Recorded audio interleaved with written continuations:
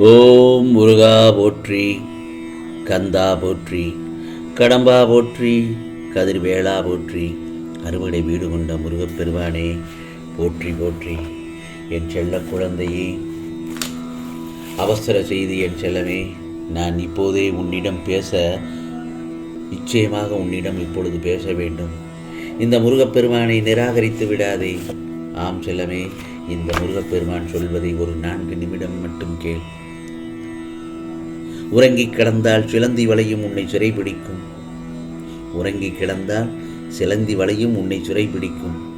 உறவுகளை புரிந்து கொள்ளாத சிலரிடம் எவ்வளவு அன்பை கொட்டினாலும் அது குப்பைக்கு சமமாகும் அல்லமை. அனைவரையும் நம்பு, ஆனால் அனைத்து சூழல்களிலும் நம்பாதே. ஏனென்றால் இங்கு வீரமாக வீழ்த்தப்பட்டவர்களை விட சூழ்ச்சியினால் ஏமாற்றப்பட்டவர்களை தான் அதிகம். ஆகவே இந்த முருகப்பெருமான் சொல்வதை சிந்தித்து கேட்டு பின் செயல்படும். சோதனையின்றி வாழ்வில் சாதனைப்படுத்தியது என்று எவருமே இல்லை. சோதனைகள் கண்டு தயங்க வேண்டாம். எல்லாம் நன்மைக்கு என்று முன்னேறி செல். நல்லதுதான் நடக்கும். அடுத்தவர் கண்ணீருக்கு எப்போதும் நீ காரணமாக இருந்துவிடக்கூடாது. செய்த புண்ணியம் கூட பலன் தரலாமல் போய்விடும். செய்த பாவங்கள் ஒருபோதும் தண்டனை தராமல் போகாது. ஆகவே எப்பொழுதும் பேசும் பொழுது யோசித்து பேசு. ஏனென்றால் வார்த்தைகளுக்கும் உயிர் உண்டு. வாழ்வது உயிர்கள் மட்டுமல்ல, வார்த்தைகளும் தான் என் செல்லமே. வீட்டிற்கு அழைத்து உணவு கொடுப்பது விருந்து. வீட்டிற்கு அழைத்து உணவு கொடுப்பது விருந்து. கேட்பவர்களுக்கு கொடுப்பதோ இலவசம். இருக்கும் இடம் தேடி சென்று கொடுப்பது தர்மம். ஆம் செல்லமே, யார் என்று தெரியாமல் கொடுப்பதுதான் தானம். யாருடனும் உன்னை ஒப்பிட்டு பார்த்து விடாதே. அது உன் எல்லையை அவர்கள் தீர்மானித்தது போல் ஆகிவிடும். அதே நேரத்தில் அவசரப்பட்டு முடிவு எடுத்தவர்களின் மனது அவசர சிகிச்சையில்தான் உள்ளது என்பது நல்லா தெரிஞ்சுக்கோ. காரணம், பின்வரும் விளைவுகளை பற்றி யோசிக்க மறந்ததால் தானே. தொலைந்து போக வேண்டும் என்று நினைப்பவர்களை தேட நினைக்காதே. அதில் இருட்டில் தேடப்படும் வெளிச்சமாகும். அதுபோல தொலைந்து விடாதே. நீ ஓர் உறவை கைப்பிடிப்பதற்கு பல உறவுகளை உதறிவிடும் பலரும் காலம் போன கடைசியில் யோசித்து என்ன பயன்? அவர்களுக்கெல்லாம் கைகள் இருந்தும் ஊனம்தான். சில உறவுகள் கடல் ஓட அழகை ரசித்தவர்கள் ஆழத்தை பார்ப்பதில்லை. ஆழமே தெரிந்தாலும் நீந்த தெரிவதில்லை. நீந்தினாலும் கரை சேர விரும்பவில்லை. ஆகவே பலரின் எண்ணங்களும் வேறு, ஏக்கங்களும் வேறு, எதிர்பார்ப்புகளும் வேறு.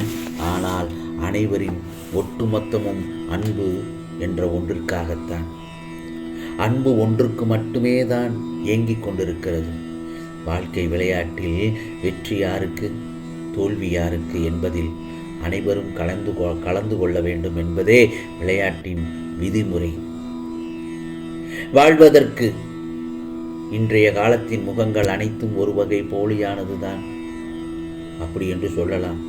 மனதில் ஏற்படும் அதிகப்படியான கோபத்தில் தெரியும் பலரின் உண்மையான முகங்கள். எப்போதும் தன்னுடைய சிறு தவறை கூட ஒப்புக்கொள்ளாதவரோடு விலகிவிட வேண்டும். இல்லை என்றால் அதுவே நம்முடைய பெரிய தவறாகிவிடும். உனக்கு நல்லவராய் இருப்பது நல்லதுதான், நல்லவராய் இருப்பது நல்லதுதான். ஆனால் நல்லது கெட்டது சரியா தெரியாதிருப்பது என்பது அது உன்னை மட்டுமல்லாமல் உன்னை சுற்றி உள்ளவர்களுக்கும் உன் குடும்பத்தாருக்கும் பெரும் துன்பத்தை உண்டாக்கும். ஆகவே சிந்தித்து செயல்படும். தலைக்கணம் உன் மதிப்பை குறைக்கும். தலைக்கணம் உன் மதிப்பை குறைக்கும். தற்பெருமை அழிவை தேடித்தரும். அன்பு பாசம் மட்டுமே உன் வாழ்க்கையை மீட்டு தரும். ஒருவருக்கு உதவ நினைத்தால் நம்பிக்கை கொடு. ஒருவருக்கு உதவ நினைத்தால் நம்பிக்கை கொடு. இல்லை என்றால் விட்டுவிடு. உதவுவது போல் நடிப்பது மிகப்பெரிய பாவம்.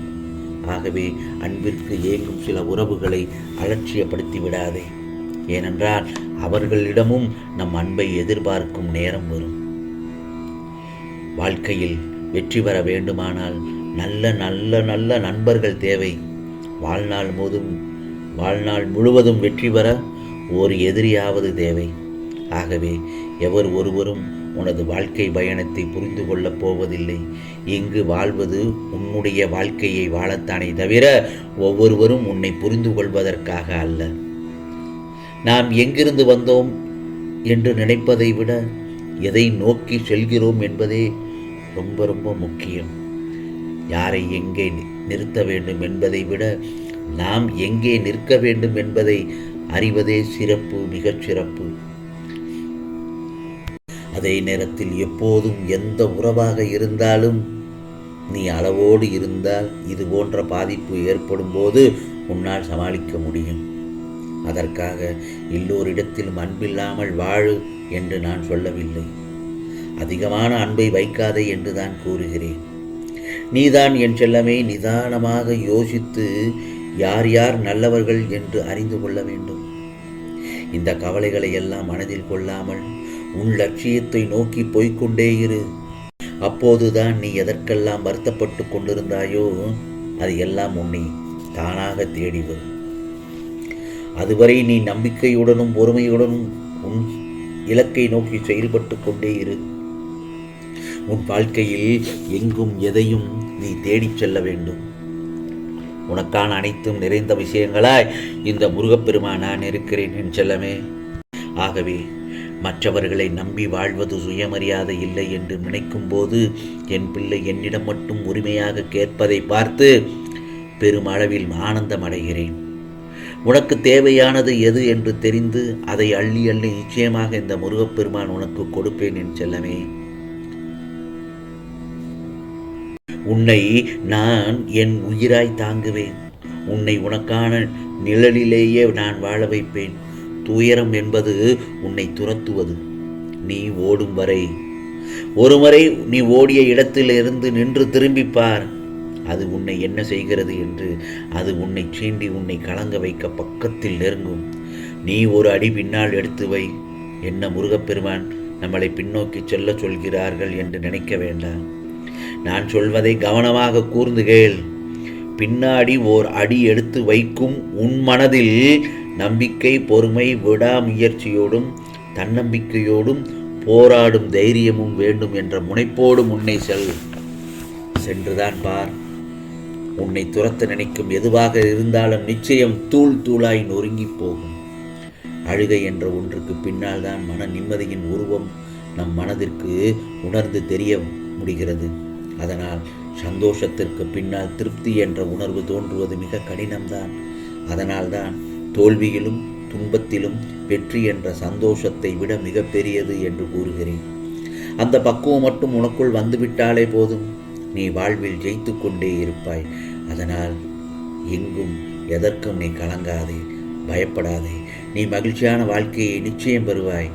எல்லாம் நடக்கும், நல்லது நடக்கும், நல்லது மட்டுமே நடக்கும், அதுவும் நன்மையாகவே நடக்கும். இது முருகப்பெருமானின் அருள் வாக்கு, சத்திய வாக்கு. ஓம் சரவண பவ, ஓம் சரவண பவ, ஓம் சரவண பவ.